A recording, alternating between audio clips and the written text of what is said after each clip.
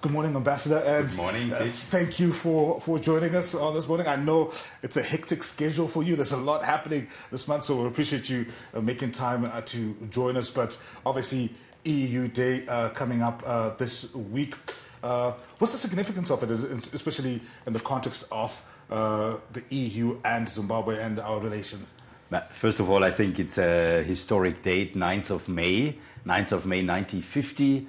Robert Schuman signed a declaration which created the European community at the time. But you have to imagine, that was 5 years after the Second World War, where 70 million people died, 70 million.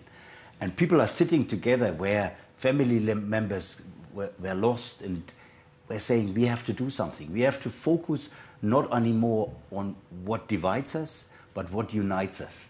And here the EU was created 75 years ago. And honestly, it's a peace project. It's a peace project because we were focusing, and that's also our motto, united in diversity. We were saying we are maybe different, but it unites us. And it brought us forward, and it brought us peace. And the European Union got the Peace Nobel Prize in 2012. So it's a historic date. And for Zimbabwe, it means that the EU is a steady partner. We are here. We are here since independence. And we will be here for the future, and I think we have shown that we are a reliable partner for Zimbabwe and for the Zimbabweans as well. And so that celebration obviously goes hand in hand with a key event, which is the first ever EU Zimbabwe Business Forum. And I think that's something all Zimbabwean companies should look forward to, because it brings together European companies and Zimbabwean companies on the 20th of May, just next door in the Makels Hotel. Right, and obviously, maybe just speaking specifically with the EU Day celebrations, what do you guys have planned for that? For the EU celebration, traditionally, like any national day, we are at the EU residence, at my residence, at home, with a lot of people. We have a formal part, but then we have also a EU village, where the member states, 17 out of the 27 will be there, and we will have stands where we have different foods from different countries. The countries can present themselves, and we have also a fantastic entertainment program with a lot of artists. We have this year a DJ from Germany coming, and we have, of course, the more formal part with the anthems and the speeches at the beginning. Right, absolutely fantastic. But then obviously, you talked about the EU-Zimbabwe relations since 1980. How do you feel like those have progressed over the last couple of years, and where do they stand as we speak in terms of the relations between the EU and Zimbabwe? I think we have reached a stage where the relation is solid and stable. And I would just give you a couple of examples. I think a solid relationship requires a solid foundation. I'll give you one. We have a trade agreement where basically any Zimbabwean company can export duty and tariff-free to the EU, and can also import a wide variety of products. We have seen an increase in trade of over 30% in the last 3 years. We have investment, foreign direct investment in the last 3 years increased by 300%. I think that's a trajectory where I would say that's very positive. And it gives this solid base and the working together, which allows us to sit, to talk, and to move forward together. Marissa, I know you dabble in a bit of farming. How exciting is it to hear, especially about the tariffs and the impact that's going to have? That we could actually export for free. That is fantastic. And I mean, I'm kind of bringing you back to where you're saying you've been around for a long time. And obviously the EU is associated with issues of developmental and governance issue and support in that area. And speaking agriculturally, obviously, because I am a farmer, how has this impacted the Zimbabwean lives? And how there's many regulations associated with trying to get that kind of funding. How has that impacted us as Zimbabweans? That's a lot of questions in one. I'll bring it back to us. But let me give you some of those. I mean, today the European Union, together with the EU member state, what we call the Team Europe, we have a portfolio of over $900 million in ongoing projects. Right. And a lot of that goes into sustainable agriculture. And to give you examples, we have run last year and this year as well, lots of programs with farmers, for example, to switch to indigenous and drought-resistant crops. Last year we had El Nino. You must have been affected by that. Absolutely. So I think researching and helping farmers into be more efficient, I think it's something where we can support what is also in the National Development Strategy 1. And that brings me to the broader issue. The EU is not coming here and saying, let's do this and let's do that. The EU is a partner of Zimbabwe, and therefore we will always support what the government has put forward as a strategy. And you find it in the National Development Strategy. So we are a supporter of the areas where we think we could make a difference.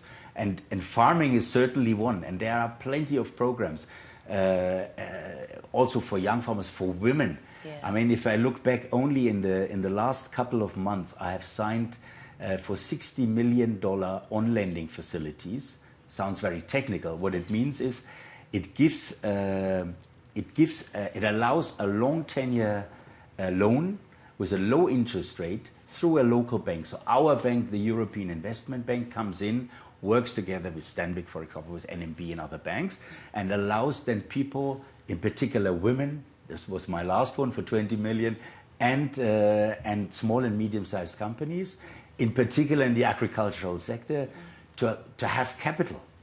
And I think that is a fantastic initiative. It absolutely is. So these are just examples out of a portfolio of $900 million which is ongoing.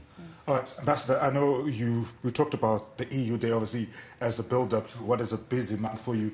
You've talked about the business forum. In terms of the recent changes to the tariff structure, what are some of the things that businesses and organizations here in Zimbabwe can expect from that business forum?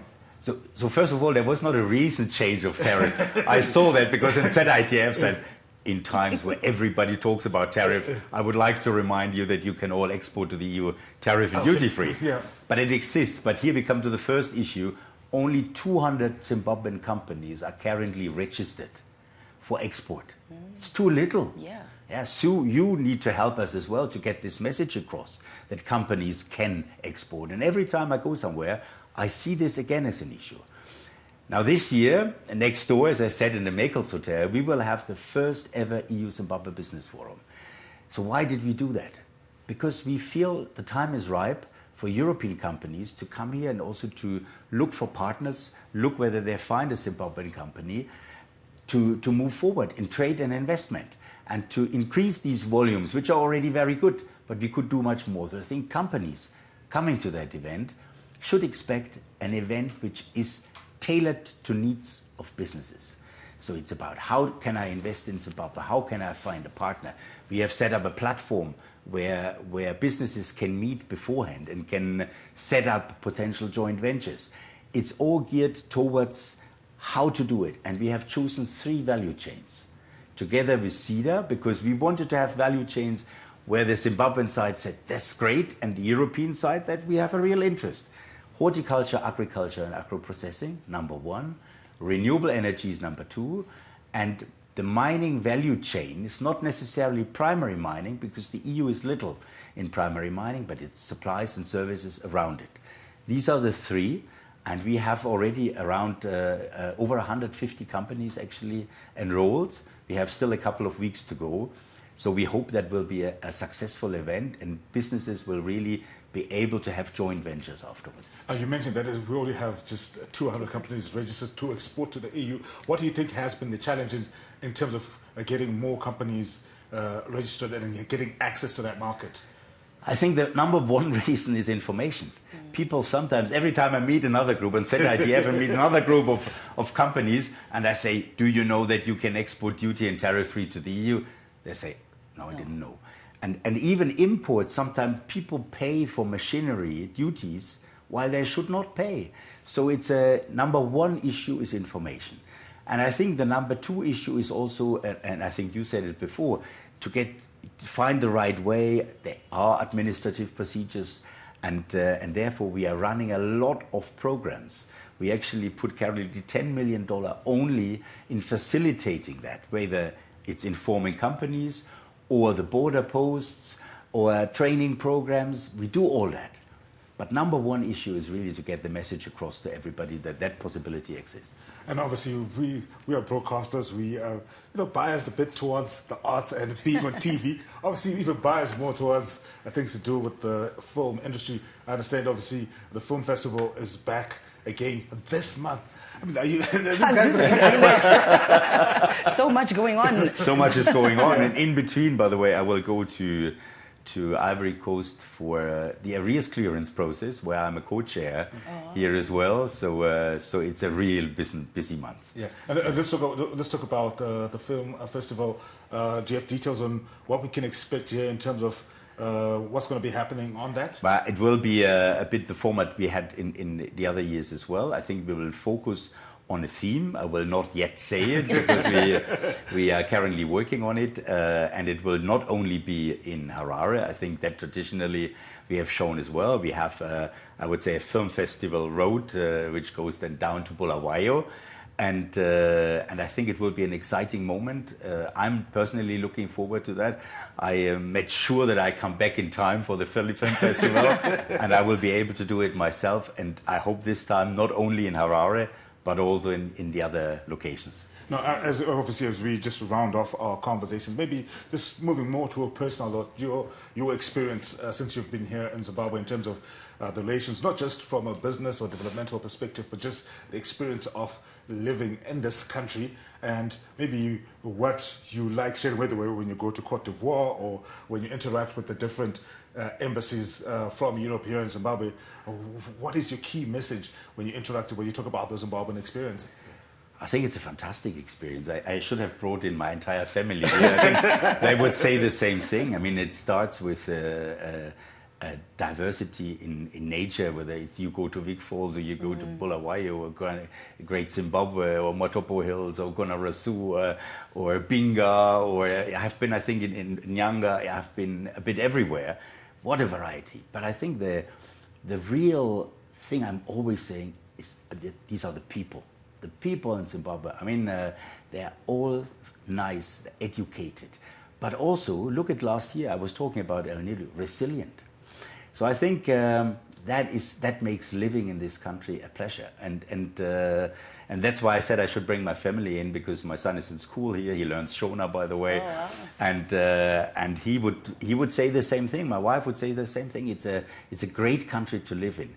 And to nevertheless put also a little business aspect to it, I have also seen a fantastic private sector, a private sector which is dynamic and resilient. And to give you just one example, the on-lending I was mentioning to you for women and SMEs, exactly, yes. So far has zero defaults since a couple of years. Everybody is paying back. Our bank was saying that is not happening in other countries necessarily. So I think it is also something I would like to underline. So a great country, it's a pleasure to live in, and I'm always saying to people, maybe you have read something about Zimbabwe, but why don't you come here and you experience it yourself? Hence the Business Forum. Bringing European companies here, let them experience what Zimbabwe is, I think is often a game changer. Oh, yeah, absolutely fantastic. The EU ambassador to Zimbabwe, Jobst van Kerkman. Just before I let you go, maybe your message to Zimbabweans who are interested, whether it's through the creative industries, whether it's through development, agriculture, business, what would be your key message to them in terms of partnering? That's a lot of target groups. So I think my key message to Zimbabwean is for the youth, we have a lot to offer. And we have just launched our new campaign, Silani Tinemi, EU with you. Be part of it. We have what we call our ambassadors, artists like Mary Hannibal, Asaf Africa, Feli Nandi, or Rumbi Takavira, who is also very active. And we are able to tell you what is there for the youth in terms of programs. For the businesses, I think it's very simple. Come on the 20th to 22nd of May to the first ever EU Zimbabwe Business Forum. Be there, experience yourself, meet European companies, meet other companies, and try to benefit a maximum. And I think these are the two main groups you just mentioned. So I hope we will continue to offer a lot for Zimbabweans, and we certainly will be a reliable partner for the future. Thank you very much, and I think I'm looking forward. I'm trying to look at my calendar. I know, I'm like free some space up. I'm really It's like not I'm far there. away, no? Yes. Straight after EU work, Day, we cross over. Business Forum. I mean, we need to get access to those loans. Yes, absolutely. Business Forum, the film festival. I'm like, it's going to be a So busy much, month. so It's going to much. be a busy month. Ambassador, thank you for Thank you. making time, and we hope to see you throughout the month as you engage with various Zimbabweans across different sectors. Thanks a lot. Thanks a lot to you. Thank you so much. It's a nice occasion to be here. All right, that is the EU ambassador to Zimbabwe, Jobst van Kirkman. Remember, EU Day on the 9th of May. That's Friday, right? Friday. Yeah, there's going to be a big shindig at the Looking forward to that one.